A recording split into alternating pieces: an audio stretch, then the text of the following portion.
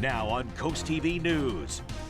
A smoky scene, numerous agencies responding after a chicken house fire.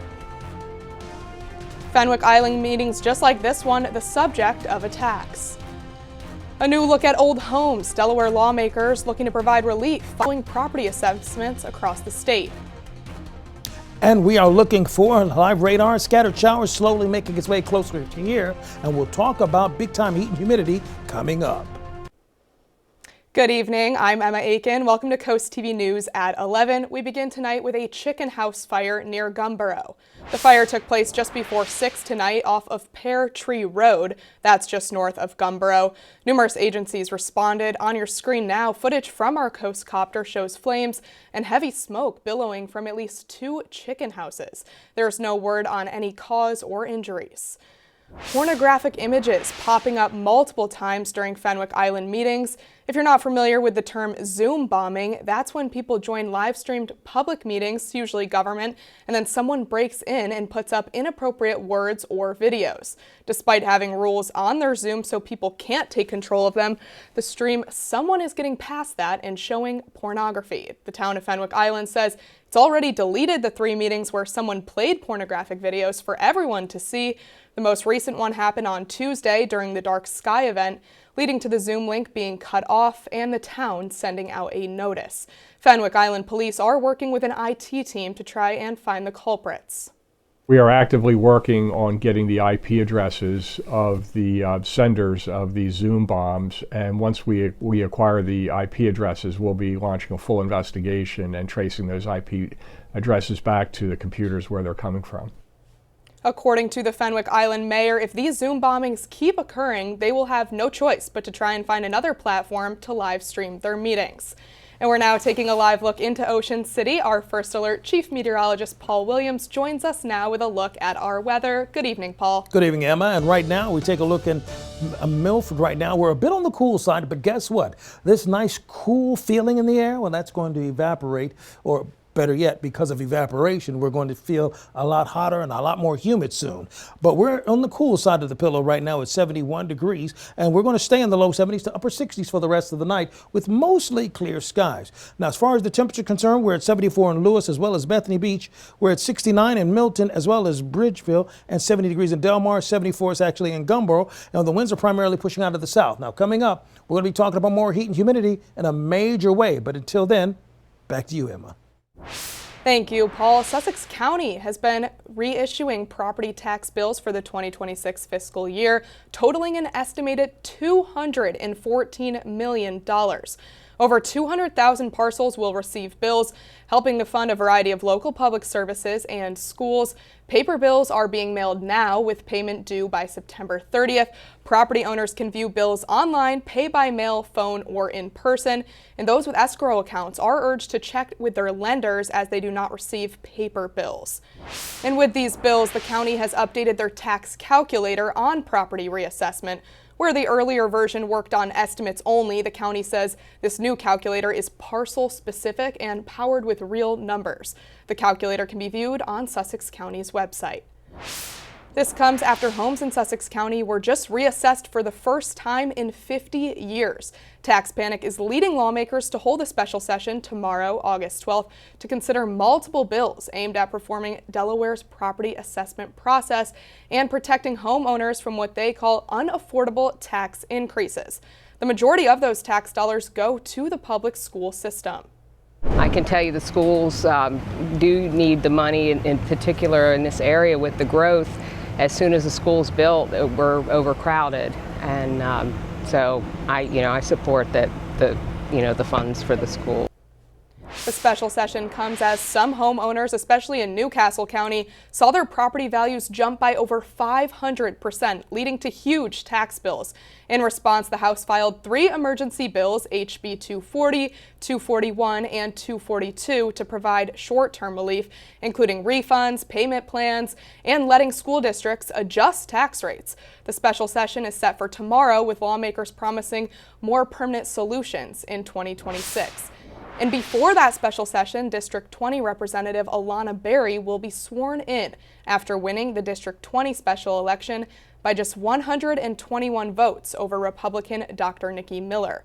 On your screen now is a post from Friday, Representative Berry in Dover at her new seat in Legislative Hall.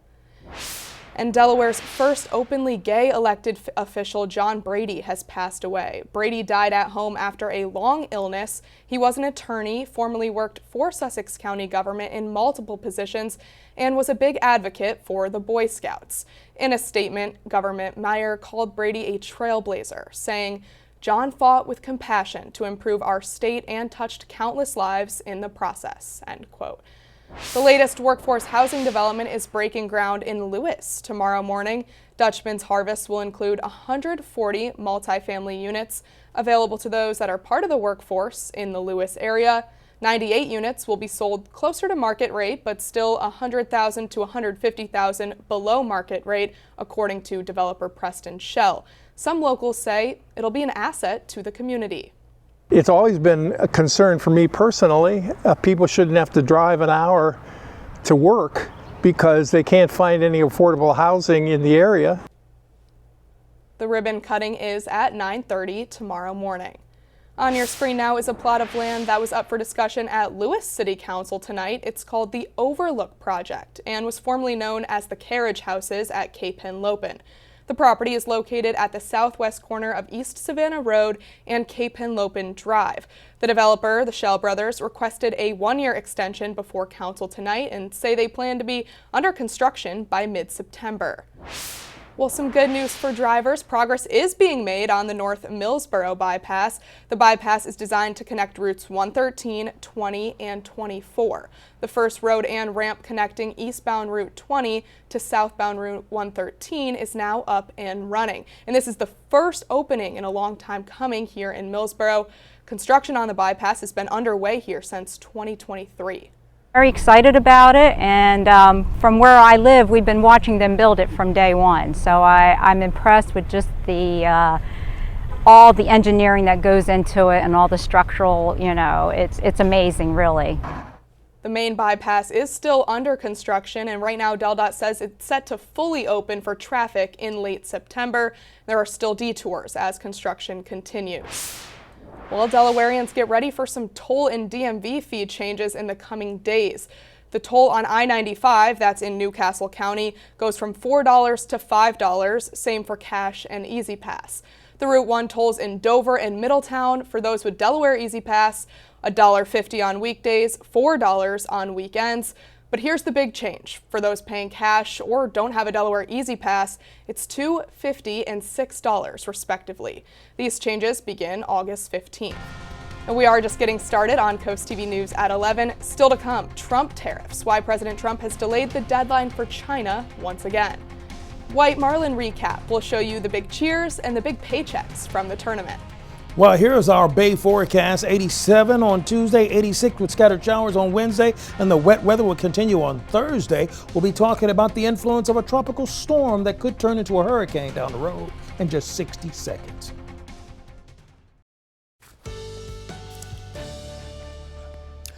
Right now, as we take a look at Ocean City, we're holding at a nice even kill 75 degrees with partly to mostly clear skies. And we're going to stay clear for most of tonight. But we have the heat and humidity that's going to start cranking back up, particularly by Wednesday going into Thursday. And watch out for a few thunderstorms that pop in there as well.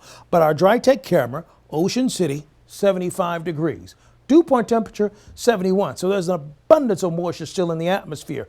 We're at 71 in Georgetown as well as Millsboro, 70 in Gumboro, and 70 right now in Del Mar.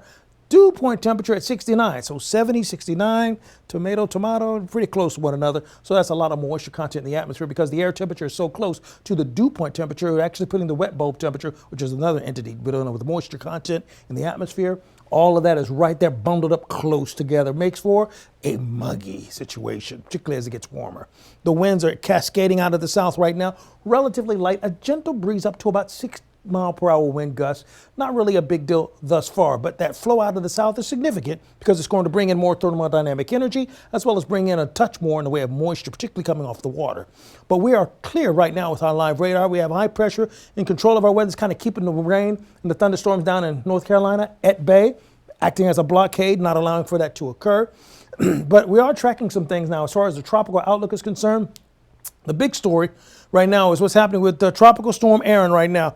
Now, this is over here in Africa, so this is nowhere near us yet, okay? But since everybody wants to make a big hubbub about it, I want to make sure you know that I'm tracking it as well. But we're expecting for it to make its way a little closer. By the time we get to Saturday, it's expected to go up to a Category 3. But understand, this is where it's going to be north of, the islands and the Caicos and all of that. But that's still going to be over 1,000 miles away from us on Saturday. So that's why I'm not making it a big deal till it gets a lot closer. And by the way, early spoiler alert, it looks like it's going to get close to the coast and then just cascade to the north if all things stay the same. That being said, back to our regularly scheduled programming, okay? Here we go. For the local, we're looking at some fog, 6 o'clock to 8 o'clock, probably ending at about 9:30 to 10. Temperatures in the mid-80s. For Tuesday, we expecting fog in Rehoboth Beach and Dewey Beach, a little clearer for us in Chincoteague as well as Ocean City. Bethany Beach a bit foggy too. Now for Tuesday, we see a couple of sprinkles down towards Salisbury. Wednesday, we start off cloudy, and then Wednesday afternoon, we'll see some scattered showers flare up right around lunchtime. Millsboro, Selbyville, right along that highway. Our muggy meter is going to stay elevated for the next, few days in a row because we're going back to that good old song of hot and humid stuff for Wednesday and Thursday in particular, because here comes the heat and rain will kick in for Wednesday, and that's Thursday's rain covering the entire Delmarva Peninsula. So with that in mind, Chincoteague, a couple of days of foggy weather, but thunderstorms on Thursday. Then on Ocean City, scattered showers, wet weather on Wednesday, and thunderstorms on Thursday. And look for the same in Lewis as well as Rehoboth Beach. Finally, here's a look at your 7-day forecast. Really stormy on Wednesday and Thursday, Emma. Thank you, Paul. It's the largest billfish tournament in the world, and this year it came with a few big cheers and big paychecks. After a 2-day extension took the tournament through Sunday, we now take a look back at the highlights and the winners. Boats, anglers, fishermen and women, and fans of all kinds descending on Ocean City this year for the White Marlin Open. But on day one of the Marlin making headlines was of a different color. The boat Barbara B. and the man on the reel, Drew Osmeyer, snagged a Goliath 929.5-pound blue. First White Marlin Open. First day of the first White Marlin Open, and they catch the 5th largest blue marlin. But even though that was a massive fish, the tournament isn't called the Blue Marlin Open. It's called the White Marlin Open. And if you want the top spot on that big money board, that's the fish you want on your line. Wednesday, August 6th, Dan Goff on the boat, the Bill Fisher, docked up with a shot at the lead, but you gotta clear 70 pounds to qualify, and 72 pounds! We have a qualifier!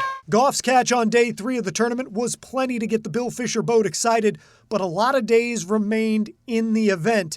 And as Brendan Hanley, the owner of the Pure Lure and main sponsor of the event, explained, while usually fishermen would get 5 days to go out 3, because of the weather, they had to extend things, giving 7 days to fish those 3. The conditions for the tournament were really not great. And on day 6, a Challenger A boat with a fish and a goat on board. Michael Jordan's catch 23, cruising into port, Trey Cricket McMillan, the man who caught this white marlin. But while it did qualify, it didn't top the Bill Fisher. The 71-pound white would finish in second place for the category. And let's look at how all the main prize money shook out. The Bill Fisher catch hangs on to win a cool $3.9 million. The big blue marlin scored $1.2 million. The Sea Hab proved to be the top tuna, good for $764K. And MJ's catch 23 boat collected more than $404,000. Not to mention all the rest of the money handed out. So anyway you cast this year's tournament, it was a win for Ocean City. I mean, it was our best week by far. I think every business in town did fantastic this week. Economically, entertainingly, and for the winners braggadociously, as they all now have one heck of a fishtail to tell. Well, this brings us to our Coast TV poll. We want to know what you think the highlight of this year's White Marlin Open is. Let's take a look at the updated results from the last news hour. So far, 55% of you say the local boat winning, 29% of you saying that over 900-pound fish, and 14% of you saying Michael Jordan at the scales. If you still want to vote, you can at coasttv.com or on the mobile app. Dementia deaths, why recent research shows some cases may be preventable. stopped for speeding, the drug bust that snagged millions of dollars of meths off the street. This is Coast TV News at 11. A massive drug bust in South Dakota. About $12 million worth of methamphetamine is now off the streets. The state's governor is calling it the largest meth bust in highway patrol history. This came after a 42-year-old man was pulled over for speeding. Officers say a police canine detected drugs, prompting a vehicle search. Inside, they say they found over 200 pounds of meth. The suspect faces multiple charges, including felony distribution and possession of a controlled substance. Dementia affects more than 6 million Americans and leads to loss of memory, language, problem solving, and other cognitive abilities. And it accounts for more than 100,000 deaths per year, according to the National Institutes of Health. While new dementia cases are expected to continue rising, Mandy Gaither has more on recent research which may suggest many cases of dementia are preventable in today's Health Minute.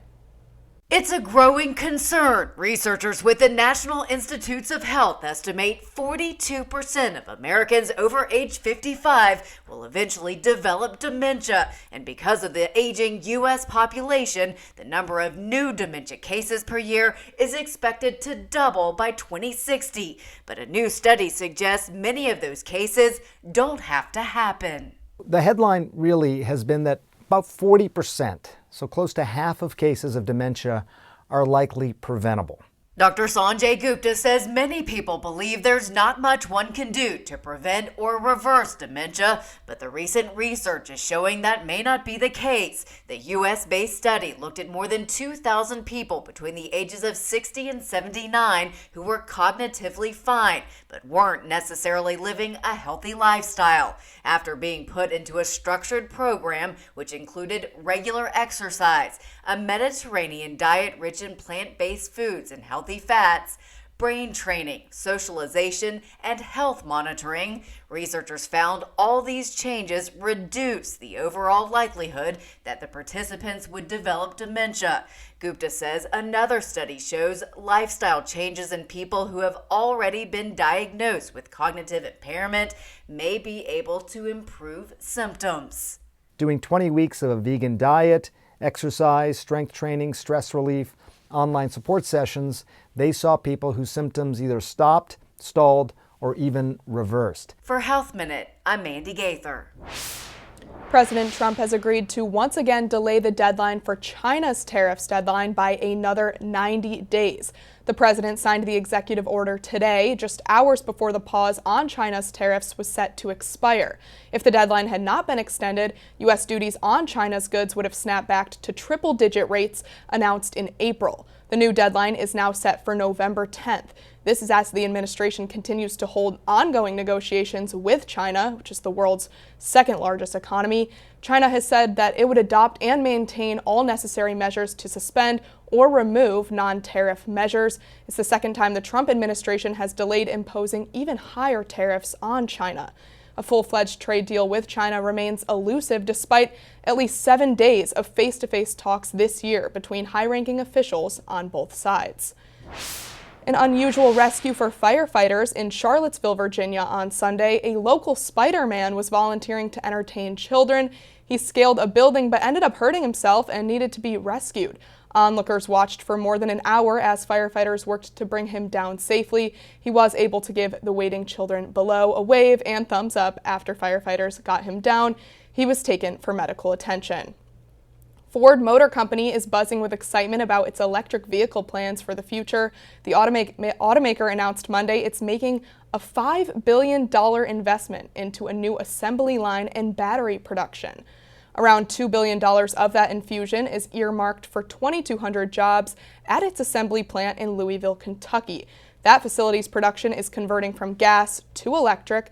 Other investments will be focused on a Michigan battery plant. Ford is unveiling a new smaller and lighter battery design, making new EV pickup trucks more affordable. Coming up tonight in sports, Darren Wallace previews a local football team. He'll take you inside the huddle at Del Mar High School. Declaring crime in the Capitol, why President Trump is invoking emergency powers in D.C. Here's a look at your golf forecast. We're expecting pretty good conditions, to be quite honest. It was going to have excellent conditions. Mostly sunny, warm and pleasant. Not too hot, not too warm. It's baby bear weather. A drive-by shooting in Chicago left 5 people hurt Monday afternoon. Witnesses said it was unclear who was targeted in the shooting. The victims are 3 men and 2 women, and they range in age from 35 to 72. 4 are in good condition, including a senior citizen who was shot in the shoulder. Another woman was hit in the leg and is in serious condition. All were taken to the University of Chicago Medical Center. Police found around 30 shell casings, and so far no arrests have been made. President Trump federalizing the Washington, D.C. Police Department in a move that he says he's making to fight crime and make the nation's capital a safer city. But the Metro Police Department and their Justice Department says violent crime in the city fell to a 30-year low. At the same time, the president trying to find a way to do something he promised to do on his first day in office, end the war in Ukraine. NBC's Monica Alba has details from Washington. You remember I said, I offered 10,000 once. Remember? President Trump declaring a public safety emergency in the nation's capital. Today announcing he's sending National Guard troops to the streets of Washington, D.C., claiming crime is out of control. This is Liberation Day in D.C., and we're going to take our capital back. He also federalized the Metropolitan Police Department temporarily after a former DOJ employee was attacked, according to a police report. The president said he would notify Congress about the decision, but gave no specifics for how long he would overtake the police department, though he would need joint approval from Congress if it lasts more than 30 days. When you walk down the street, you're going to see police or you're going to see FBI agents. But statistics from the Metro Police Department and the Justice Department contradict the president. An MPD report shows violent crime is down 26% from last year. Homicides are down 12%. Critics point out that the president didn't immediately call in the National Guard when rioters attacked the Capitol on January 6, 2021. Who city? Our city. Outside the White House, D.C. residents made their disapproval known loud and clear. The mayor firing back. This action today is unsettling and unprecedented.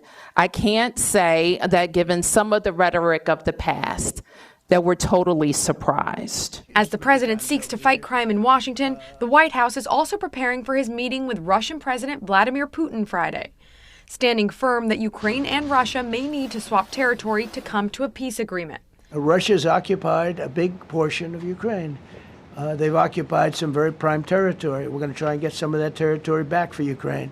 Though Ukrainian President Zelensky insists he will not cede his country's land.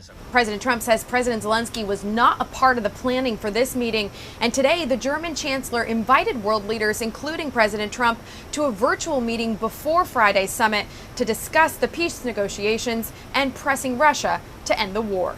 Monica Alba, NBC News, Washington. More than 2 million Americans could lose food stamps benefits in an average month due to the work requirements for some enrollees. That's according to a Congressional Budget Office analysis released today. The law requires some parents of dependent children to work for their food stamp benefits for the first time. The Supplemental Nutrition Assistance Program, known as SNAP, has long required certain able-bodied adults to work to receive benefits for longer than 3 months. But the GOP's Big Beautiful Bill broadened that mandate to parents of dependent children, requiring those with kids ages 14 and older to work, volunteer, or participate in job training at least 80 hours a month. 2024 was a success for the Del Mar Wildcats. But in football, what matters most is what you've done lately. That means the Wildcats will have to leave last year in the past, gear up for a new challenge. Well, that's the goal. We're not going to let them think any other way. And so the idea isn't really records or what we'll finish by the end of the year. Right now, it's learning each play, learning each series that we're putting in, and the defense. And it's just step by step right now. Being a young team also means leaning on the experienced players you do have, meaning a lot will fall on the shoulders of the team's 3 senior captains. But it's a challenge they're taking on fearlessly. It's a lot of young talent here, so we got to teach them a lot since they're coming from like lower grades and stuff. So us captains, we got to be on the A game. I mean, we had some great captains last year, and they led by example really well, so we just try to replicate that, and they were, pretty much like that. And I've just tried to put on the things that past captains have said to me and just say to them so they understand the things that I know. All of us got to be one unit. And although nothing is guaranteed, Coach Hearn says the one certainty for this season is getting better every single week. Right now, it's just you can see them eager to try to execute what you're showing them. Reporting from Del Mar High School, I'm Darren Wallace for DSN.